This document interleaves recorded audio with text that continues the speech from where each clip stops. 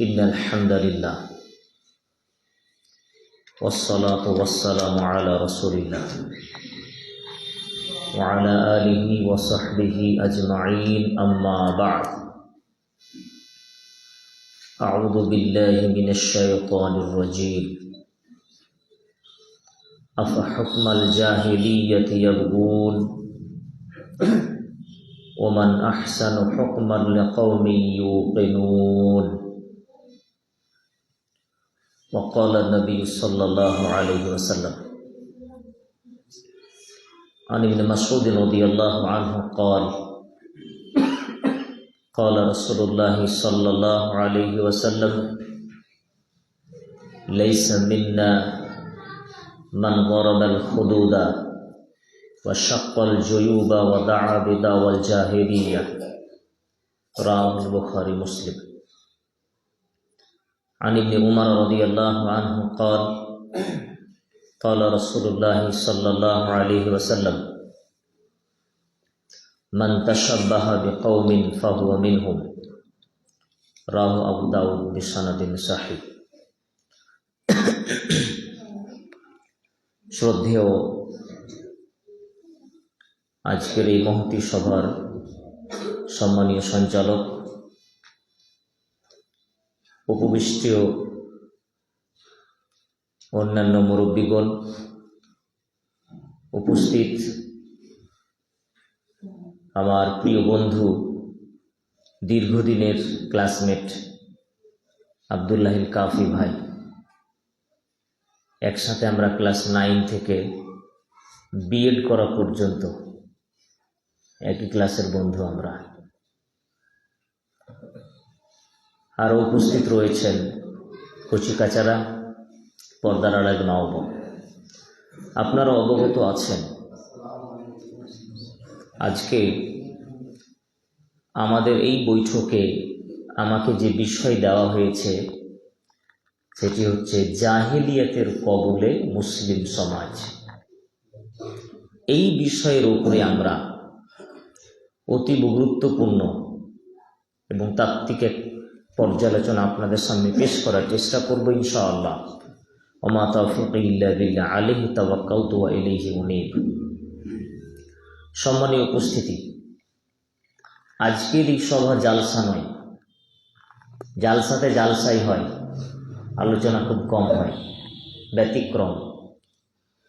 আজকের এই ঘরোয়া পরিবেশে আপনাদের সাথে আমাদের আলোচনা করতে, বুঝতে, বুঝাতে দুটোই ভালো লাগবে।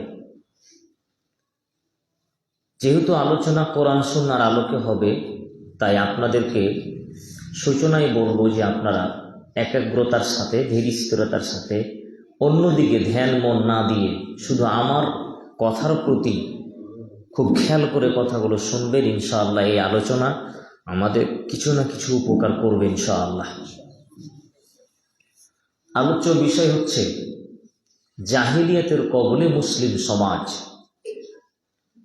মানে জাহিলিয়াতের বেড়াজালে মুসলিম সমাজ। আমাদের তাহলে আগে বুঝতে হয় যে জাহিলিয়াত কি জিনিস। জাহিলিয়াত কি জিনিস এটা বোঝানোর জন্য খুব সহজভাবে আপনাকে আমি একটা কথা বলি। আমাদের নবী মুহাম্মদ সাল্লাল্লাহু আলাইহি ওয়াসাল্লাম নবুয়ত প্রাপ্তির আগে যে যুগটা ছিল সেই যুগটাকে কি বলা হয়? জাহিলিয়াতের যুগ, অজ্ঞতার যুগ, অসভ্যতার যুগ, বন্যতার যুগ, বর্বরতার যুগ।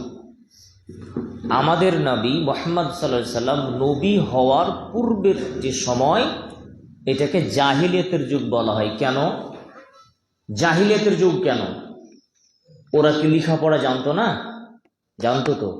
আবু জাহাল তো শিক্ষিত মানুষ ছিল। আবু জাহালের নাম কিন্তু আবু জাহাল ছিল না। আবু জাহালের নাম কি ছিল জানেন? আবুল হাকাম। হাকিম মানে জ্ঞানী, পণ্ডিত। আবুল হাকাম জ্ঞানীদের বাপ ছিল সে। কিন্তু কিসের জন্য তাকে আবু জাহাল মূর্খদের বাপ করে দেওয়া হলো? যে লোকটা জ্ঞানীদের পিতা, সে লোকটা পরবর্তীতে কার পিতা হলো? মূর্খদের। তাহলে বুঝতে হবে যে অশিক্ষিত ছিল না তারা, লেখাপড়া জানতো। সেই যুগের পৃথিবী বিখ্যাত কবি, কি নাম? ইমরুল কায়েস। তার মানে ওই যুগে লেখাপড়া ছিল। কেন তাহলে ওই যুগটাকে জাহেলি যুগ বলে আখ্যায়িত করা হলো? এটা যদি বুঝতে পারি তাহলে আলোচনাটা আমাদের বুঝতে সুবিধা হবে। জাহিলিয়াতটা কি জিনিস? জাহিলিয়াতের কিছু বৈশিষ্ট্য সেই সময় ছিল, তার মধ্যে বিশেষভাবে উল্লেখ্য ওই সমাজে অধিকাংশ মানুষ জেনা ব্যভিচারে লিপ্ত। খুন, ধর্ষণ, জেনা, ব্যভিচার ছিল তাদের দৈনন্দিন জীবনের কাজ। এগুলো তাদের কাছে পাপ বলে কোনো জিনিস ছিল না। এগুলো নিজের সন্তান খাদ্যের ভয়ে তারা হত্যা করত, নিজের কন্যা সন্তানকে জ্যান্ত মাটিতে পুঁতে ফেলত। সুদ, ঘুষ এগুলো ছিল অহরহ ব্যাপার। মারামারি, হানাহানি এতটাই মারাত্মক আকারে ছিল, মদিনাতে একটা যুদ্ধ লেগেছিল, বুয়াস নামক যুদ্ধ। বানু খাজরাজ নামে একটা গোত্র, এই গোত্রের সাথে যুদ্ধটা হয়েছিল। এই যুদ্ধে একটা নারীকে কেন্দ্র করে লেগে যায়, আর এই যুদ্ধ চলে একই রকম 40 বছর। 40 বছর বংশ পরম্পরা যুদ্ধ চলতো। ছেলে বাপেরা তার ছেলেরাকে বলে যেত, শোন, আমি মরে গেলে ওই ওই ওই বংশের সাথে যুদ্ধ বন্ধ করবি না। এই যুগ, এই পরিস্থিতিটা, যেসব কাজগুলো বললাম এগুলো রাসূল সাল্লাল্লাহু আলাইহি সাল্লামের নবুয়ত প্রাপ্তির আগে এই পরিবেশটা ছিল। যত খুশি বিবাহ করত তারা, যাকে খুশি বিবাহ করত, যাকে খুশি তালাক দিত, যাকে খুশি বিয়ে করত, যাকে খুশি তালাক দিত। আরো কিছু নোংরা প্রথা ছিল, আমি ওদিকে যাচ্ছি না। যাবতীয় অশালীন, অশ্লীল, নোংরামিতে পরিপূর্ণ যে সময়, ওই সময়টাকে বলা হয়েছে আইয়ামে জাহিলিয়া, জাহিলিয়াতের যুগ। আল্লাহ তাআলা ইসলাম দিলেন, আল্লাহ তাআলা ইসলাম দিলেন, রাসূল পাঠালেন, কোরআন পাঠালেন। মানুষ কোরআন পেল, তার রাসূলকে পেল, পেয়ে ওই সব নোংরামি থেকে নিজেকে উৎখাত করে একটা স্বর্ণ যুগে পদার্পণ করলো। জাহিলি যুগ থেকে চলে আসলো ইসলামী যুগে, রাসূলের যুগে, সাহাবীদের যুগে। তখন খুন, ধর্ষণ, চুরি, ডাকাতি, জেনা, ব্যভিচার, খুন, মারামারি, হানাহানি পৃথিবী থেকে যেন শেষ হয়ে গেল, এমন একটা শান্তি বিরাজ করছে রাসূলের যুগে। তাহলে জাহিলিয়াত বলতে কি বুঝানো হলো? জাহিলিয়াত বলতে যাবতীয় অশালীন কথা কর্ম, এক কথাই বললাম, এটা যাবতীয় অশ্লীল, অমানবিক, অনৈতিক নোংরামি, ভণ্ডামি, চুরি, ডাকাতি, ছিনতাই, জেনা, ব্যভিচার, সুদ, ঘুষ, মদ ইত্যাদি সবগুলোকেই বলা হয় জাহিলিয়াত। আমি কি বুঝাতে পারলাম? আল্লাহ তাআলা বলেন, আফা হুকমাল জাহিলিয়াতি ইয়াবগুন ওয়া মান আহসানু হুকমান লিকাওমিন ইউকিনুন। সূরা আল মাইদা 5 নম্বর সূরার 50 নম্বর আয়াতের অংশ। আল্লাহ তাআলা আমাদের বলছেন, তোমরা কি আবার ওই জাহিলিয়াতের যুগের রীতিনীতি, নিয়ম কানুন ফিরে পেতে চাও? আফা হুকমাল জাহিলিয়াতি ইয়াবগুন, তোমরা কি আবার সেই জাহিলিয়াতের নীতি তালাশ করো, ফিরে পেতে চাচ্ছ নাকি? ওয়ামান আহসানু হুকমান লিকাওমি ইউকিনুন, অথচ যারা মুমিন তাদের নিকটে আল্লাহ সুবহানাহু ওয়া তাআলার বিধানের চেয়ে অন্য কারো বিধান, অন্য কারো নীতি, অন্য কারো বিধিবিধান কি উত্তম হতে পারে? এখনো কথা বুঝাতে পারিনি। আল্লাহ আমাদেরকে বলছেন, তোমরা কি আবার ওই জাহেলিয়াতের যুগের কাজগুলোতে, জাহেলিয়াতের যুগে যেসব নীতি প্রথা চলতো, আমাদেরকে আল্লাহ বলছেন তোমরা কি আবার ওই যুগে ফিরে যেতে চাও? আমরা কি চাই? কখনোই চান না, না কখনোই চায় না। আল্লাহ বলছেন যে যারা মুমিন তাদের কাছে আল্লাহর দেওয়া নীতি বিধান পদ্ধতি তরিকার চেয়ে অন্য কোনো মানুষের, অন্য কোনো সমাজের, অন্য কারো কোনো প্রথা নীতি কি বেশি উত্তম? আমাদের কাছে কার নীতি কার পদ্ধতি উত্তম? আল্লাহ তাআলা যে নিয়ম নীতি দিয়েছেন সেটাই আমাদের কাছে একমাত্র গ্রহণীয়। আল্লাহ তাআলার বিধানের অপোজিটে কোনো জিনিস আমরা গ্রহণ করতে পারি না। এই আয়াতের ব্যাখ্যায় বলা হচ্ছে যে জাহেলিয়াত হলো ইসলামের বিপরীত জিনিসের নাম। জাহেলিয়াত ইসলামের অপোজিট জিনিসের নাম। ইসলামে একটা আছে, তার বিপরীত যেটা হবে সেটাই হলো জাহেলিয়াত। ইসলাম বলে টাকনুর ওপরে পুরুষেরা কাপড় পরবে, এটা শরীয়তের ইসলামের নিয়ম না? এখন ইসলামের বিপরীত হলো টাকনুর নিচে কাপড় চলে যাওয়া পুরুষের, তাহলে এটা হবে কি? জাহেলিয়াত। ইসলাম বলে পরকিয়া হারাম, পরকিয়া হারাম। এখন যদি সারা পৃথিবীর কোর্ট, সুপ্রিম কোর্ট, সারা পৃথিবীর আন্তর্জাতিক ভাবে সমস্ত মানুষ যদি ফায়সালা দেয় যে না না না পরকিয়া বৈধ, যেমন ভারতেও আমাদের কোর্ট এটা এখন অনুমোদিত, হ্যাঁ, তাহলে এইটা কি, এটা আমাদের কাছে, তাদের কাছে বৈধ হলেও আমাদের কাছে এটা হবে জাহেলিয়াত। এটাই হলো জাহেলিয়াত। তার মানে ইসলামের বিপরীত যত রকমের নীতি পদ্ধতি তরিকা যা হবে ইসলামের বিপরীতে সবগুলোই জাহেলিয়াত। এবার বুঝে এসছে জাহেলিয়াত কাকে বলে? সহজ করে বোঝানোর চেষ্টা করলাম। এইবার আমার আলোচ্য বিষয়ে আসছি যে জাহেলিয়াতের কবলে মুসলিম সমাজ, তার মানে আমরা ওই জাহেলিয়াতের কবলে পড়ে গেছি, এইটা বলতে চেয়েছি আপনাদেরকে। আমরা এখন জাহেলিয়াতের কবলে, মানে ইসলাম বিরোধী যত রকমের কাজ থাকে সব কাজে আমরা আছি। চুরিতে আমরা আছি, মদে আমরা আছি, সুদ ঘুষে আমরা আছি, জেনায় আমরা আছি, অবৈধ সম্পর্কে আমরা আছি, মিথ্যা বলায় আমরা আছি। তার মানে আমরা জাহিলিয়াতের ভিতরে আছি। একটু আগেই যে বললেন আমরা জাহিলিয়াতে ফিরে যেতে চাই না, বললাম না? আফা হুকমাল জাহিলিয়াতি ইয়াবগুন, তোমরা কি আবার জাহিলিয়াতে ফিরে যেতে চাও? আমরা বললাম না না না, আমরা তো জাহিলিয়াতে ফিরে যেতে চাই না।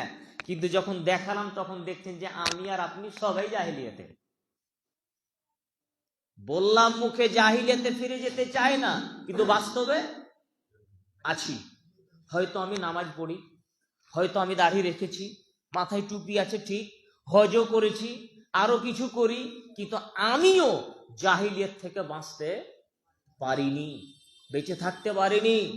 পরিস্থিতি খুবই জটিল। আয় বাচ্চা, আয় আয় আয়, কে কথা বলে? একদম কথা বলবে না। পরিস্থিতি অতীব জটিল এবং কঠিন। সম্মানীয় উপস্থিতি, আলোচনাকে একাগ্রতার সাথে শ্রবণ করুন। আল্লাহ তাআলা বলেন, আফাতুমিনুনা বিবাদিল কিতাবি ওয়া তাকফুরুনা বিবাজ, তোমরা কি আমার আয়াতের কিছু অংশকে মানবে আর কিছু অংশকে তোমরা পরিত্যাগ করবে? সূরা আল বাকারা 2 নম্বর সূরার 85 নম্বর আয়াতের অংশ। আমরা তো এমন মুসলিম মুমিন হতে পারি না যে কোরআনের কিছু কথা মানলাম আর কিছু কথা মানলাম না, এমনটা তো করতে পারি না। আল্লাহ আমাদের বলছেন তোমরা কি আমার কোরআনের, আমার বিধানের কিছু জিনিসকে মানবে আর কিছু জিনিসকে তোমরা অস্বীকার করবে। কিন্তু বাস্তব জীবনে আমরা তো তাই করি। আমার পক্ষে যেটা, আমি মেনে চললে যেটা আমার সুবিধা আছে সেটা আমি মেনে নিলাম, আর যেটা মানতে গিয়ে আমার দুনিয়াবি স্বার্থে ব্যাঘাত ঘটে সেটা আমি মানতে নারাজ। জাহিলিয়াতের ভিতরে যে ডুবে আছি তা আপনাকে দেখায় একটু পরে। আগে এইটুকু আপনাকে দেখাই যে জাহিলিয়াতে যদি কেউ থাকে তার পরিণাম কি হবে। পরিণামটাই আগে বুঝিয়ে আপনাকে শুনুন। আব্দুল ইবনে আব্বাস রাদিয়াল্লাহু তাআলা আনহু বলেন, রাসূল সাল্লাল্লাহু আলাইহি ওয়াসাল্লাম বলেছেন, আবগাদুন নাসি ইলাল্লাহি সালাসা, আল্লাহর নিকটে সবচেয়ে নিকৃষ্ট মানুষ তিন শ্রেণীর মানুষ। আল্লাহর নিকটে সবচেয়ে খারাপ মানুষ হলো তিন রকমের মানুষ। আবগাদুন নাস, সবচেয়ে খারাপ, সবচেয়ে নিকৃষ্ট, সবচেয়ে অধম, সবচেয়ে খারাপ, সবচেয়ে বাজে মানুষ তিন শ্রেণীর মানুষ। এক, মুলহিদুন ফিল হারাম, এক নম্বরে যারা হারাম শরীফের আন্ডারে কাবার চত্বরে যারা হারাম কাজে লিপ্ত হয়, কাবার চত্বরে যারা হারাম কাজে লিপ্ত হয়, অবৈধ কাজে লিপ্ত হয়, এরা আল্লাহ তাআলার কাছে পৃথিবীর সবচেয়ে নিকৃষ্ট মানুষ। দুই, ওয়া মুবতাগিন ফিল ইসলামি সুন্নাতাল জাহিলিয়া, ইসলামের ভিতরে থেকে জাহেলিয়াতের অনুসন্ধানকারী ব্যক্তি। এই দুই নাম্বার শ্রেণীর মানুষ আল্লাহর কাছে সবচেয়ে নিকৃষ্ট মানুষ।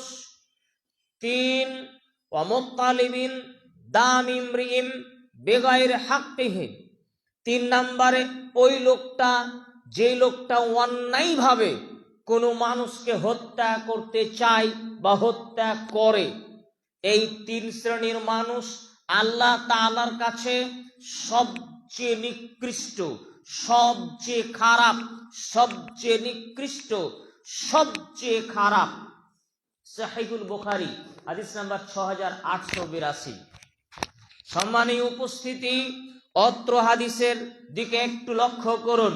আল্লাহ রাসূল বললেন, সবচেয়ে নিকৃষ্ট মানুষ তিন শ্রেণীর মানুষ, সবচেয়ে খারাপ মানুষ তিন শ্রেণীর মানুষ। এক, কি বলেছে? এক নম্বরে যারা হারাম শরীফের আন্ডারে অবৈধ কাজে লিপ্ত হয়। হারাম শরীফ মানে কাবা শরীফ, কাবা ঘর, কাবার চত্বরে হারামে, এর ভিতরে যারা অবৈধ সম্পর্কে লিপ্ত হবে তারা হবে সবচেয়ে নিকৃষ্ট মানুষ। দুই, যেটা আমাদের আজকের আলোচনার সাথে সম্পৃক্ত, সেটা হচ্ছে আছে ইসলামে নীতি খুঁজছে জাহেলিয়াতের,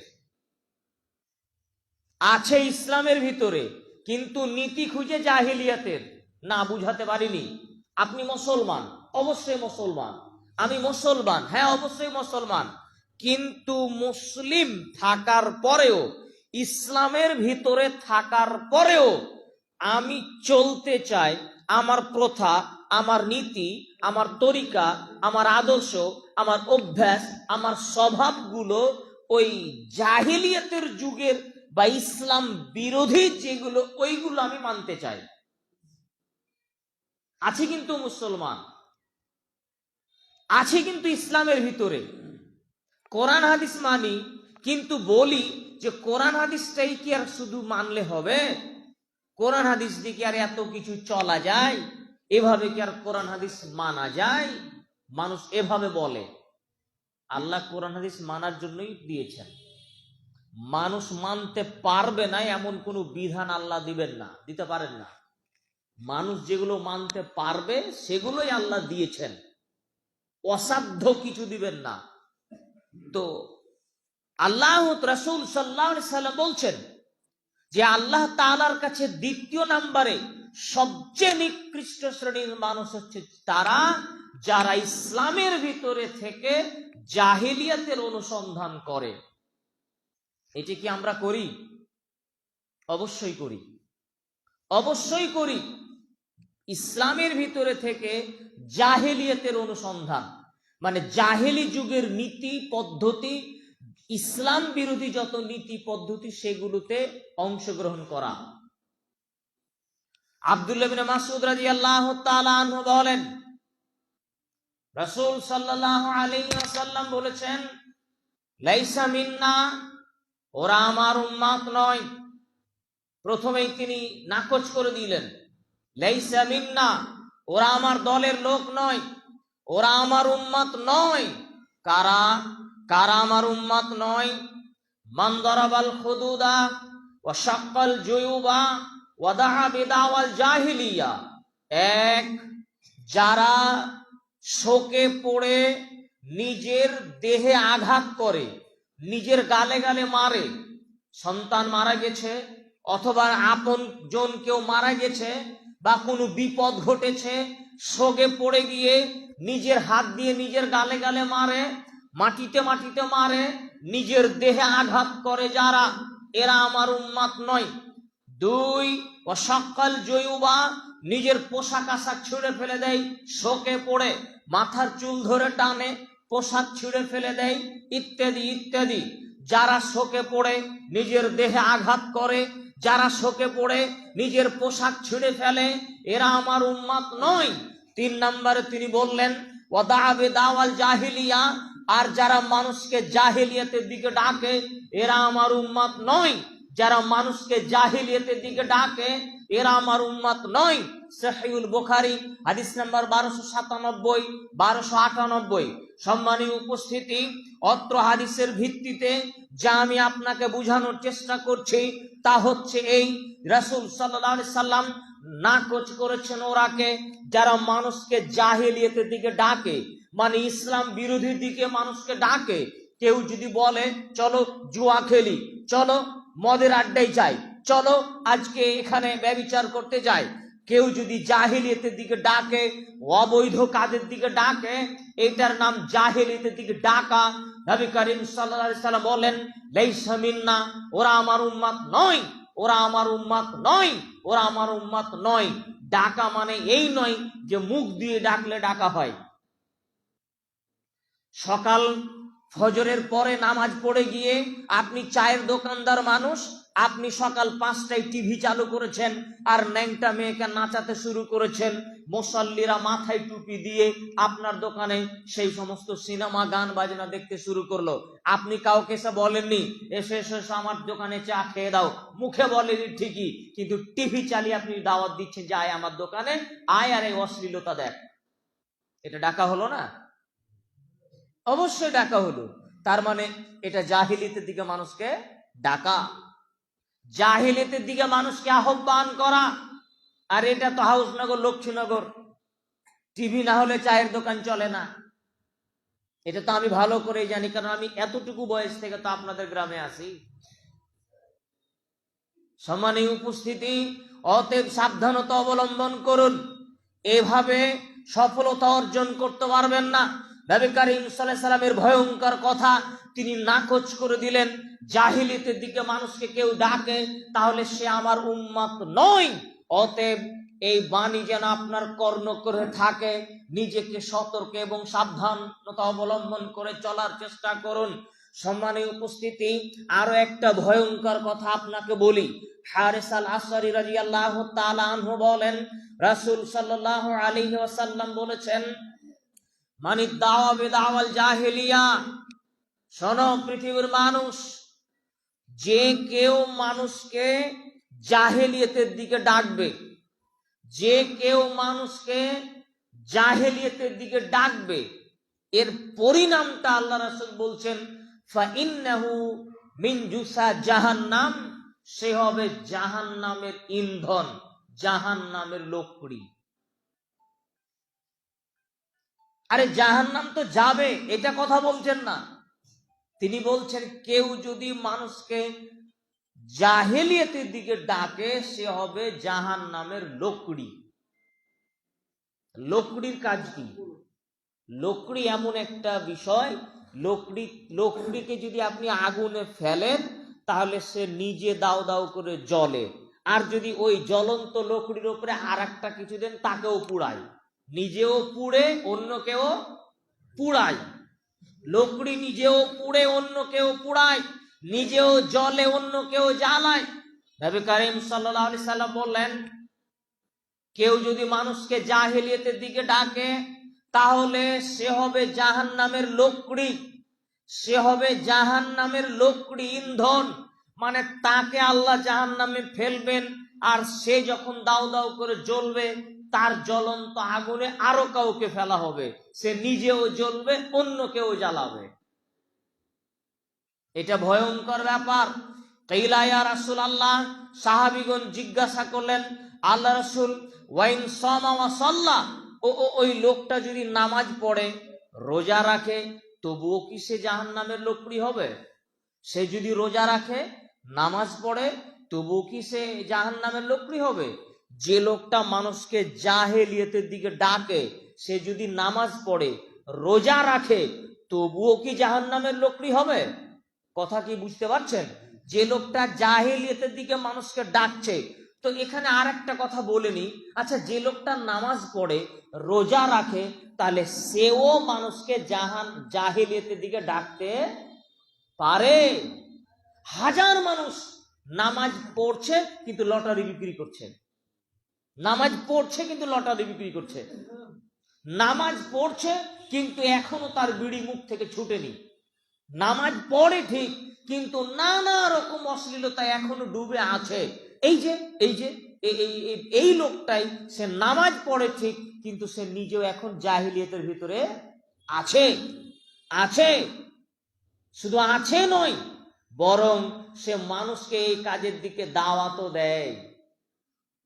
নবী করিম সাল্লাল্লাহু আলাইহি সাল্লাম বললেন, যে কেউ মানুষকে জাহিলিয়তের দিকে ডাকবে সে হবে জাহান্নামের লোকড়ি। তখন সাহাবীরা বলছেন, আল্লাহ রাসূল, সে যদি নামাজ পড়ে রোজা রাখে তবেও কি সে জাহান্নামের লোকড়ি হবে? রাসূল সাল্লাল্লাহু আলাইহি সাল্লাম উত্তরটা একটু বেশি করে দিয়েছিলেন। আল্লাহ নবী বলছেন, ওয়াইন সামা ওয়া সাল্লা ওয়া জামা আন্নাহু মুসলিম, সে যদি নামাজ পড়ে রোজা রাখে আর নিজেকে মুসলমান ধারণা করে তবুও সে জাহান্নামের লোকড়ি হবে। দেন এবার, নামাজ পড়লেও জাহান্নামের লোকড়ি, রোজা রাখলেও জাহান্নামের লোকড়ি, এমনকি সে নিজেকে পাক্কা মুসলমান মনে করলেও জাহান্নামের লোকড়ি হবে। কে কে? যে মানুষকে কিসের দিকে ডাকে? জাহেলিয়তের দিকে ডাকে। সুনান তিরমিজি হাদিস নাম্বার 2863, মুসনাদ আহমদ এর বিস্তারিত বিবরণ আছে। সম্মানীয় উপস্থিতি, অত্র হাদিসের ভিত্তিতে যে কথা আমি আপনাদের সামনে পরিবেশন করতে চাইলাম, যে জাহেলিয়তের দিকে মানুষকে ডাকা এটা ভয়ঙ্কর একটা পাপ, ভয়ঙ্কর একটা পাপ। আপনি জেনা করেন না কিন্তু জেনা করার সুযোগ দিয়েছেন, জেনা আপনি করেন না কিন্তু আপনি জেনা করার সুযোগ কাউকে দিয়েছেন, তাহলে আপনি নিজে ওই জাহেলিয়তের অন্তর্ভুক্ত, আপনিও সেই জাহেলিয়তের ভিতরে আছেন, আপনাকে বাঁচতে হবে। সম্মানীয় উপস্থিতি, এবার আসুন মুসলিম সমাজ আমরা জাহেলিয়তের ভিতরে, জাহেলিয়তের অন্তর্গত কিনা একটু কিছু আপনাদের সামনে পরিবেশন করার চেষ্টা করি। রাসূল সাল্লাল্লাহু আলাইহি ওয়াসাল্লামের জামানায়, জাহেলিয়তের জামানায় যেই সব কারণগুলোর কারণে, যেই সব নীতি পদ্ধতিগুলো থাকার কারণে আমরা ওই যুগকে জাহেলি যুগগুলো আখ্যায়িত করেছি, ওই যুগের কাজগুলো আর এই যুগের কাজগুলোকে একটু সমান সমান নিয়ে আসা যাক কিছু। ওই যুগকে যে আমরা বলছি জাহেলি যুগ, তো ওই যুগের কিছু কাজ আমরা এই যুগে দেখি না, পাওয়া যায় কিনা? নাম্বার 1, ওই যুগে মানুষ তার মেয়েকে জ্যান্ত মাটিতে পুঁতে দিত, এটা তো শুনেছেন। আর এই কারণে আমরা হয়তোবা বেশি বড় করে বলি যে এটা জাহিলি যুগ, বর্বর যুগ। তাহলে এখন যদি কোনো মানুষ তার মেয়েকে হত্যা করে তাহলে কি হবে? আপনি তো বলবেন যে এখনকার মানুষ তার মেয়েকে জ্যান্ত মাটিতে পুঁতে, কই আমাদের কাছে তো খবর নেই। জ্যান্ত মাটিতে পুঁতে না, হয়তোবা কথাটা ঠিক, কিন্তু জেনে রাখেন ওই যুগে মানুষের যে সিস্টেম, যে টেকনোলজি, তা এই যুগে যা আমাদের আবিষ্কার হয়েছে এরকম নয়। আমাদের যুগের উন্নত আর সভ্য মানুষ আমরা আধুনিক যুগে বসবাস করি, বিজ্ঞানের অবদানের ফলে আমরা সন্তানকে মায়ের পেটে আসতে দেওয়ার আগেই মেরে দিচ্ছি। যখন জানতে পারছে মেয়ে আছে তখন মায়ের পেটে মেরে দিল। আরে ওদের ছেলে মেয়েরা তো বাড়িতে জন্ম নেওয়ার পরে 2-4-5 বছর থাকতো, আর আমরা আগে শেষ করছি। লক্ষ লক্ষ নারী ভ্রূণ হত্যা হচ্ছে, লক্ষ লক্ষ। সারা পৃথিবীতে 1 নম্বরে আছে চীন, আর 2 নম্বরে ভারত। আমাদের দেশ 2য় নম্বর পৃথিবীতে ভ্রূণ হত্যা করার ক্ষেত্রে। যখন জানতে পারে যে মেয়ে মানে পেটের বাচ্চা নারী মহিলা, তখন মেরে দিচ্ছে। তাহলে এটা কি জাহিলিয়াত নয়? তাদের থেকে বড় জাহিলিয়াত আমরা ডুবে আছি। আল্লাহ তাআলা বলেন, ওয়াকারনা ফি বুয়ুতিকুন্না ওয়ালা তাবাররাজনা তাবাররুজাল জাহিলিয়াতিল উলা। হে পৃথিবীর মুসলিম নারীরা শোনো, জাহিলিয়াতের যুগে নারীরা তাদের রূপ লাবণ্যকে প্রদর্শন করে পরপুরুষের সামনে যেভাবে যেত, তোমরা এমনটা করো না। জাহিলি যুগের নারীদের একটা চরিত্র ছিল, জাহিলি যুগের নারীদের বৈশিষ্ট্য ছিল তারা নিজেদের রূপ চর্চা করে পরপুরুষকে প্রদর্শন করা। এটা জাহিলি যুগের কাজ, জাহিলি যুগের নারীদের চরিত্র। এখন যদি আমার মেয়ে, আমার মা, আমার স্ত্রী, আমার বোন ওই জাহিলি যুগের ওই নীতিটাকে গ্রহণ করে, নিজের রূপ চর্চা করে পরপুরুষকে প্রদর্শন করে, তাহলে কি বলা হবে? যে আমার ওই মেয়ের ভিতরে, আমার ওই বোনের ভিতরে, আমার ওই স্ত্রীর ভিতরে জাহিলি যুগের ওই নীতিটা বিরাজমান হচ্ছে না? বুঝতে পারেন না কথা? অবশ্যই জাহিলি যুগের নারীরা যেমন চলাফেরা করত, ওই রকম যদি আমার মেয়ে করে, তাহলে আমার মেয়ে কি ওই জাহিলি যুগের রীতি অনুসরণ করছে না? করছে তো। এইবার আসি, আল্লাহ তাআলা বললেন, হে মুসলিম নারীরা, তোমরা জাহিলি যুগের নারীদের মতো রূপ লাবণ্য প্রদর্শন করে চলো না। তার মানে কেউ যদি এই রকম ভাবে রূপচর্চা করে পরপুরুষকে প্রদর্শন করে, তাহলে পারে সে হচ্ছে জাহিলিয়াতের অন্তর্গত, সে জাহিলিয়াতের ভিতরে ডুবে আছে। এবার আমরা উপস্থিত মানুষ যারা অনলাইনে শুনছেন, তারা আমাদের বাড়িতে একটু চেক করি তো, আমার মায়ের কি অবস্থা, আমার বোনের কি অবস্থা, আমার স্ত্রীর কি অবস্থা। দেখুন তো তারা নিজেদের রূপচর্চা করে পরপুরুষকে প্রদর্শন করে কি করে না? তাহলে জাহিলিয়ত থেকে বাঁচা গেল? সবাই তো জাহিলিয়তে ডুবে আছি। কেউ তার স্ত্রীকে নিয়ে, কেউ তার মেয়েকে নিয়ে, কেউ তার বোনকে নিয়ে ব্যক্তিগত জীবনে শুধু জাহেলিয়াত আর জাহেলিয়াত পরিপূর্ণ হয়ে আছে। যদিও এই বিষয়ে আমি একাধিক দিন পুরুষ জাতিকে সতর্ক করেছি এবং বলেছি, পুরুষ হচ্ছে বাড়ির কর্তা, পুরুষের চোখ যেদিকে ঘুরবে নারী সেই দিকে ঘুরবে, পুরুষের চোখ যেদিকে ঘুরবে নারী সেই দিকে ঘুরবে, পরিবার সেই দিকে ঘুরবে। পুরুষের ভারত এমন হওয়া উচিত ছিল, কিন্তু পুরুষ যদি মাতাল হয় তার বউ তার কথা শুনবে না, এটাই ঠিক। পুরুষ যদি হিরোইনখোর হয়, পুরুষ যদি জুয়ারি হয়, তাহলে সে তার বউ কন্ট্রোল করতে পারবে না, তার মেয়েকে কন্ট্রোল করতে পারবে না। অতএব পুরুষকে নিজস্ব একটা ভারত থাকতে হবে। পুরুষগিরি ওই সময় করলে চলে না। বউ তরকারিতে লবণ বেশি দিয়েছে, আপনি খেপে ক্ষিপ্ত হয়ে গিয়ে ধরে পিটে দিলেন, এটা নাম পুরুষত্ব নয়। আপনার মহিলা আপনার বাড়ি থেকে পুরুষের সাথে একাকার হয়ে নদীতে গোসল করে, তখন আপনাকে খারাপ লাগে না, আপনি হলেন কাপুরুষ। তখন আর পুরুষত্ব থাকে না আপনার ভিতরে। এটা কি জাহিলিয়াত নয়? এটা জাহিলিয়াত তো। ইমরুল কাইসের যে কথা বললাম, কবি ইমরুল কাইস জাহিলি যুগের, তার একটা ইতিহাসে লেখা হচ্ছে যে ও এত খারাপ ছিল, অনেক মহিলার সাথেও খারাপ সম্পর্ক করেছে। জাহিলি যুগের কবি, খুবই লম্পট চরিত্রের কবি। তো কোনো একদিন মহিলার একটা পুকুরে, ওই সময়ের নিয়ম ছিল উলঙ্গ হয়ে গোসল করা, তো উলঙ্গ হয়ে কাপড় চুপড় রেখে পুকুরে গোসল করতে নেমেছে মহিলারা।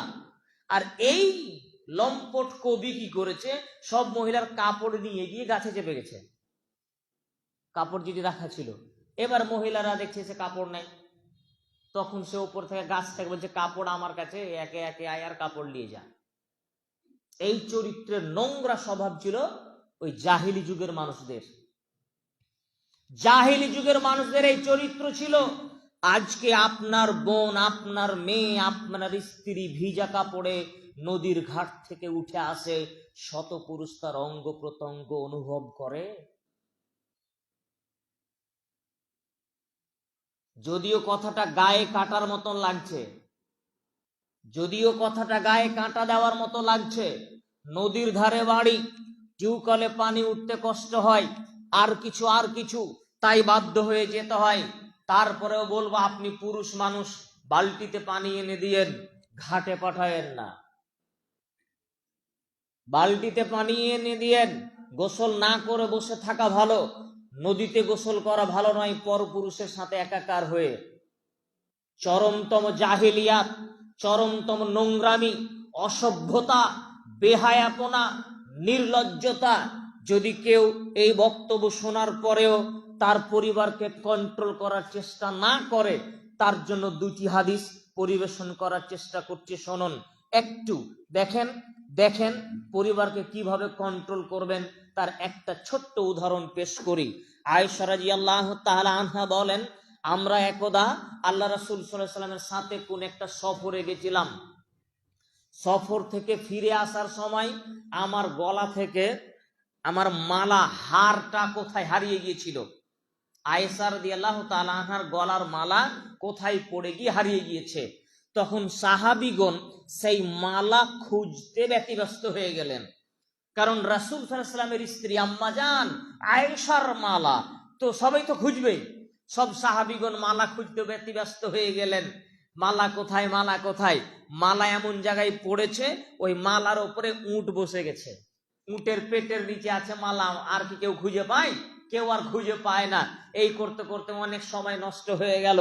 কোনো একজন ব্যক্তি আল্লাহ রাসূল সাল্লাল্লাহু আলাইহি ওয়াসাল্লামের প্রিয় বন্ধু এবং তার শ্বশুর আয়েশা রাদিয়াল্লাহু তাআলা আনহার পিতা আবু বকর সিদ্দিক রাদিয়াল্লাহু তাআলা আনহুর নিকটে গিয়ে বলছেন, হালান্তা তাআলাম মা সানাত বিনতুকা, আপনি কি জানেন আপনার মেয়ে কি করেছে? আবু বকর গিয়ে বলছে, আবু বকর বলছেন কি করেছে আমার মেয়ে? তা আপনার মেয়ে মালা হারিয়ে দিয়েছে, লোকজন সব পানি আনতে যাবে কিন্তু বাড়িতে পানি নেই, উজু করার ব্যবস্থা নেই, মালা খুঁজতে ব্যস্ত হয়ে গেছে লোকজন। হ্যাঁ, এরকম করেছে। এইটা কথা শোনার পরে আবু বকর রাদিয়াল্লাহু তাআলা আনহু একদম তার মেয়ের প্রতি, আয়েশা রাদিয়াল্লাহু তাআলা আনহার প্রতি রেগে আল্লাহ রাসূলের বাড়ি আসছেন। আল্লাহ রাসূলের বাড়ি আসছেন। আয়েশা রাদিয়াল্লাহু তাআলা আনহা বলছেন, যেই সময় আমার আব্বা আমার বাড়িতে আসেন, ওই সময় আমার স্বামী মুহাম্মদ সাল্লাল্লাহু আলাইহি ওয়াসাল্লাম আমার উরু, আমার রানের উপরে মাথা দিয়ে শুয়েছিলেন। এমন সময় আমার পিতা আবু বকর রাদিয়াল্লাহু তাআলা আনহু প্রবেশ করেছেন।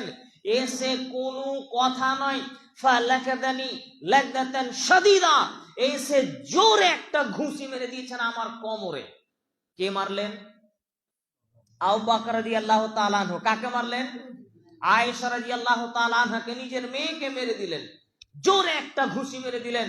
তো ওই মারার কারণে যেন আমি পড়ে যাওয়ার উপক্রম হয়ে যায়, কিন্তু যেহেতু আমার কোলের ওপরে আমার স্বামী পৃথিবীর শ্রেষ্ঠ মহামানব মুহাম্মদ সাল্লাল্লাহু আলাইহি ওয়াসাল্লাম শুয়ে আছেন, তাই কষ্ট করে আমি বসে থাকলাম মারটা সহ্য করে। পরে তো মালা পাওয়া গেল। হাদিসটা অনেক লম্বা, আমি এইটুকু বলে আপনাকে যেটা দেখাতে চাচ্ছি আজকের আলোচনায়, আপনি পুরুষ হওয়ার চেষ্টা করবেন। দেখেন, যে লোকটা মারলেন তিনি হলেন আবু বকর সিদ্দিক রাদিয়াল্লাহু তাআলা আনহু। সারা পৃথিবীতে সমস্ত নবী এবং রাসূলদের পরে, নবী এবং রাসূলদের পরে পৃথিবীর সবচেয়ে দামি, সম্মানী, মর্যাদাবান, সবচেয়ে ভদ্র মানুষ হচ্ছেন আবু বকর রাদিয়াল্লাহু তাআলা আনহু। নবী রাসূলের পরে তার চেয়ে আর শ্রেষ্ঠ মানুষ পৃথিবীতে কেউ আসবে না, এত বড় মানুষ তিনি। দুই, যেই নারীকে মারলেন তিনি হলেন সিদ্দিকা বিনতে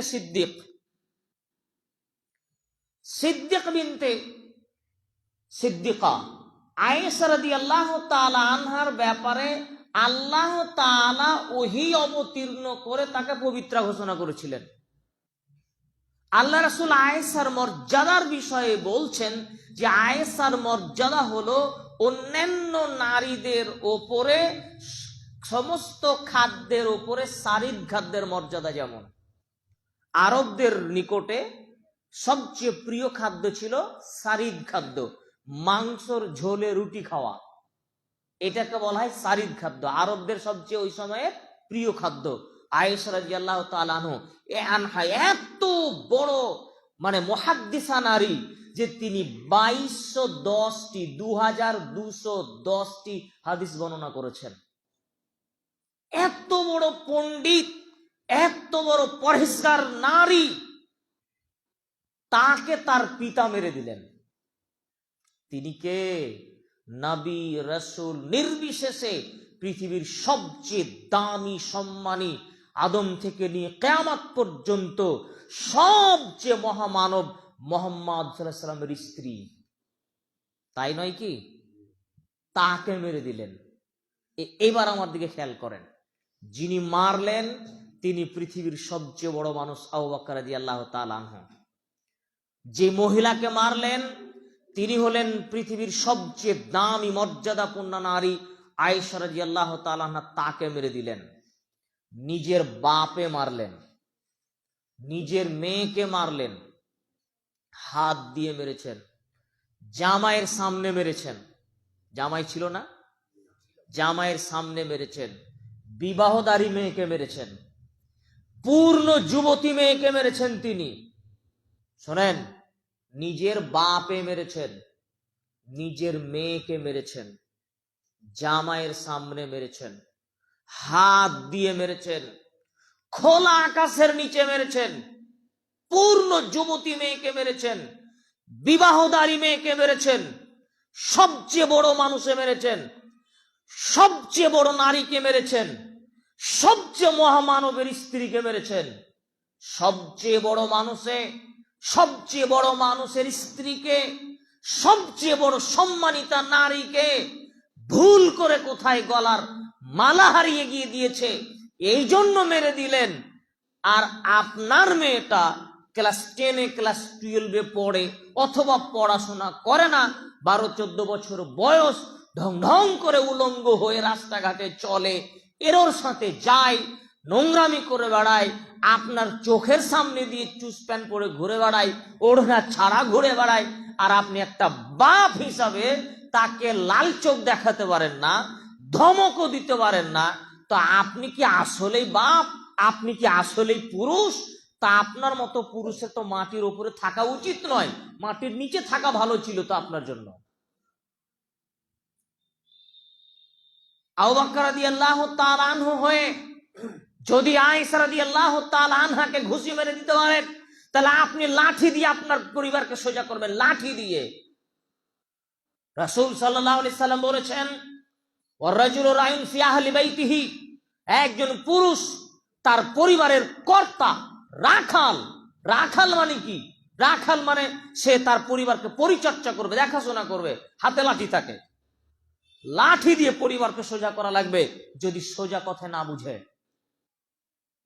সম্মানীয় উপস্থিতি, আর একটা আপনাকে বলি যে একটা বললাম যে পুরুষত্ব অর্জন করা লাগবে জাহিলিয়াতকে ঠেকাতে হলে, নাহলে আপনার বাড়ির জাহিলিয়াত আপনি বন্ধ করতে পারবেন না। তো আমি আজকে বক্তব্য দিয়ে শুনে চলে যাবেন, এতে কি জাহিলিয়াত বন্ধ হবে?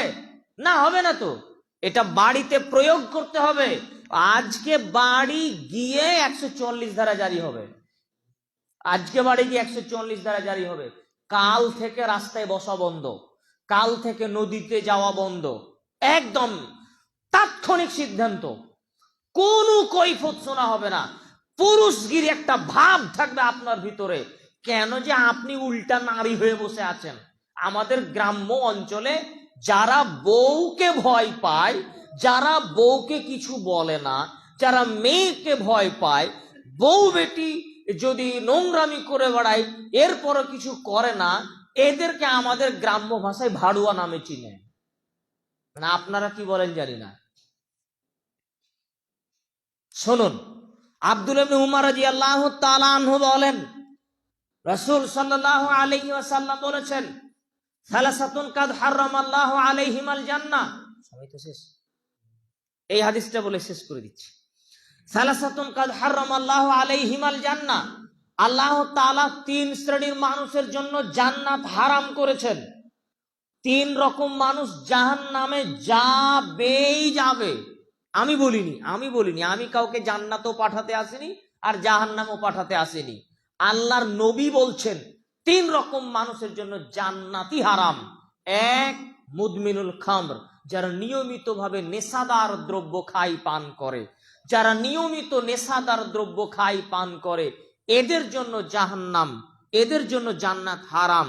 2, ওয়ালাক, মা বাপের অবাধ্য ছেলে মেয়ে যারা, এরা মা বাপ ভালো কাজ করতে বললে করে না, যে ছেলে যে মেয়ে, এর জন্য জাহান্নাম, এর জন্য জান্নাত হারাম।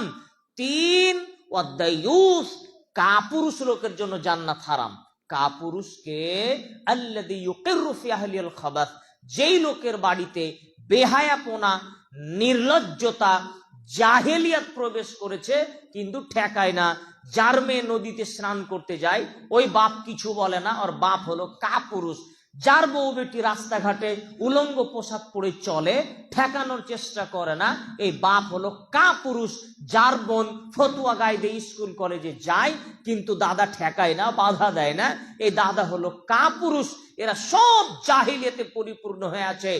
ব্যক্তিগত জীবন থেকে শুরু করে নিয়ে, ধর্মীয় জীবন থেকে শুরু করে নিয়ে, রাজনৈতিক জীবন থেকে শুরু করে নিয়ে সর্বস্তরে জাহিলিয়াতে পরিপূর্ণ হয়ে আছে, জাহিলিয়াতে পরিপূর্ণ হয়ে আছে।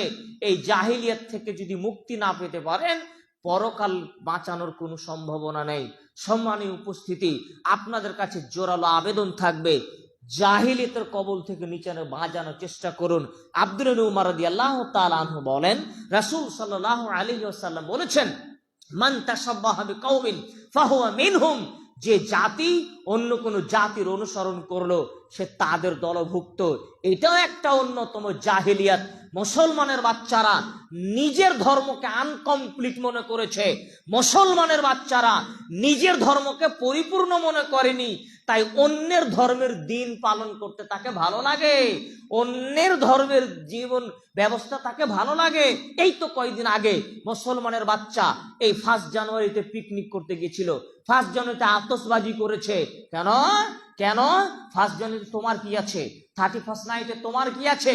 ওরে মুসলমান, কেক নিয়ে রাত 12টার সময় বসে আছে, যখন 12টা 1 বাজলে কেক কাটবে, নতুন বছরের শুভেচ্ছা জ্ঞাপন করবে, হ্যাপি নিউ ইয়ার জানাবে। এটা কি মুসলমানদের? এ তো খ্রিস্টানদের নীতি ছিল। তুমি জাহেল, তুমি শিক্ষিত নও, তুমি জাহেল, তুমি শিক্ষিত নও। সম্মানীয় উপস্থিতি, আরো কত কি, গান বাজনা, বাদ্যযন্ত্র, মদ নিয়ে, নারী নিয়ে, রং তামাশা নিয়ে এখনো হাজারো যুবকেরা নদীর চড়াতে গিয়ে মাতাল মদ্যপ অবস্থায় গান বাজনা করছে। হায়া নেই, শরম নেই, ইতস্তত বোধ নেই। তুমি জাহিলিয়াতে ফিরে যাওনি? আল্লাহ যে তোমাকে বললেন, তুমি কি জাহিলিয়াতে ফিরে যেতে চাও? আমি বললাম না, না যেতে চায় না। অথচ দেখুন, আপনি একবার চোখ বুলিয়ে দেখুন, আপনার সমাজে, আপনার বাড়িতে নিজেকে আইনের সামনে আপনি দাঁড় করান আর দেখেন যে জাহিলিয়াতের কোন অংশটা আপনি বাকি রেখেছেন। পুরো জাহিলিয়াত আপনার জীবন ভর্তি হয়ে আছে, আপনার বাড়ি গাড়ি সমাজ জাহিলিয়াতে পরিপূর্ণ হয়ে আছে। মায়ের আপনার মাথার চুল থেকে নিয়ে পায়ের নখ পর্যন্ত আপনি মিলিয়ে দেখেন, আপনার ছেলে এই 2 পাশের চুল কেটে উড়িয়ে দিয়ে মাঝের চুলটাকে বড় করে রেখেছে মোরগ কাটিং এর মতো করে। মোরগের মাথায় যে টোপ থাকে, এটা কাকে দেখে শিখেছে? এটা ইসলামের সংস্কৃতি? এটা কি মুহাম্মদ সাল্লাল্লাহু আলাইহি ওয়াসাল্লামের সংস্কৃতি? এটা কি সাহাবীদের সংস্কৃতি ছিল? তা তো ছিল না। তো এই ছেলেটা কি জাহেল নয়? হতে পারে সে গ্রাজুয়েশন পাস, হতে পারে সে মাস্টার ডিগ্রি পাস, কিন্তু সে জাহেল, সে অজ্ঞ, অথর্ব, অযোগ্য। তার বাপ হচ্ছে অযোগ্য। যার ছেলে এমনি চুল কেটে ঘুরে বেড়ায়, তার বাপ অযোগ্য, তার বাপকে বাপ হওয়া ঠিক হয়নি। যার ছেলে রান কাটা প্যান্ট, ওপরে ফুল প্যান্ট, পুরো রান দেখা যায় না, ফাড়া ফাড়া প্যান্ট পরে আছে, মনে হচ্ছে মানে উলঙ্গ হয়ে যাবে, এইরকম প্যান্ট পরে আছে সে। ওর বাপ হলো অশিক্ষিত, তার বাপ হলো অযোগ্য, অথর্ব, না আমার সামনে দাঁড়িয়ে বলুক যে আমার ছেলে এমন এমন চুল কাটে আর আমার মেয়ে এই ধরনের পোশাক পরে, আমি শিক্ষিত মানুষ। আপনাকে যদি আমি অশিক্ষিত বর্বর বন্য প্রমাণ করতে না পারি, আজকে কথা বলা শেষ করবো, আর কিয়ামত পর্যন্ত, মরা পর্যন্ত কথা বলবো না। সাবধান হন, পরিবার কন্ট্রোল করুন, জাহেলিয়ত থেকে ফিরে আসুন। মুসলমান তো আমরা, মুসলমান এই কথা কি বলতে আমাদের লজ্জা লাগে? মুসলমান, এটা মুসলমান দাবি করতে কি আমাদের খারাপ লাগে? লাগে না তো, জোর গলায় তো বলি যে আমি মুসলমান। শুনুন, একটা আপনারা তো খুব ভালো বুঝেন, আমরা তো এই সব অত বুঝি না। আমরা কয়েক বছর আগে একটা প্রতিদিন নামে পত্রিকায় পড়েছিলাম, অনেক বছর আগে। পত্রিকায় হেডলাইন দেওয়া আছে যে ভারতের বলিউডের বিখ্যাত অভিনেতা শাহরুখ খান আমেরিকার চেকপোস্টে আটক, দীর্ঘক্ষণ তাকে জেরা করা হয়েছিল, একাধিকবার, একবার বা দুইবার। তো তিনি নাকি সেই সময় বলেছিলেন যে my name is Khan, I am not terrorist, আমি হচ্ছি খান, আমি কোনো সন্ত্রাসী নই। এবং এই যে খান, এটা সে তার পরিচয় দেওয়ার জন্য ওই শিরোনামে সে নাকি একটা সিনেমা তৈরি করেছে। এটা আপনারা যারা ওই সম্পর্কে জানেন তারা ভালো বুঝবেন। যদি ঘটনা তাই হয়, ঘটনা যদি তাই হয়, আমি কি বুঝাতে চাচ্ছি, যে তাহলে শাহরুখ খানকে সারা পৃথিবীর মানুষ চিনে না? চিনে না? চিনে তো। তো ওই লোকটা বলছে যে আমি খান, এটা দিয়ে কি বুঝাচ্ছে? ও হিন্দু, এটা বুঝাচ্ছে? কি বুঝাচ্ছে? মুসলমান, এটাই তো বুঝাচ্ছে না? যে মাই নেম ইজ খান, তার মানে আমি হচ্ছে মুসলমানের বাচ্চা। তো ওই মুসলমান এটা বুঝানোর জন্য, পরিচয় দেওয়ার জন্য শাহরুখ খানকে তাহলে কোনো খারাপ লাগেনি?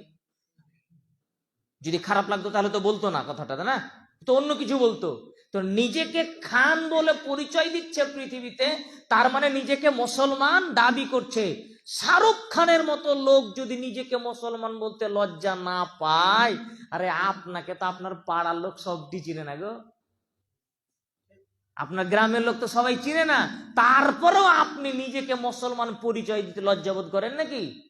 আপনার তো লজ্জা থাকার কিছু নেই, আপনি গর্বের সাথে বলবেন, অহংকার নিয়ে বলবেন যে আমি মুসলিম। তো যখন আপনি মুসলিম নিজেকে বলছেন, তো মুসলিম হন না, ভালো মুসলিম হন। মুসলিম যখন, তো ভালো মুসলমান হন না কেন? ভালো মুসলমান হওয়ার চেষ্টা করুন। আল্লাহ আমাদের বুঝার তৌফিক দিন, আমিন। আল্লাহ তুমি আমাদের হেদায়েত দান করো, আমিন। আজকের আলোচনা আমরা শেষ করছি। আসসালামু আলাইকুম ওয়া রাহমাতুল্লাহি ওয়া বারাকাতুহু।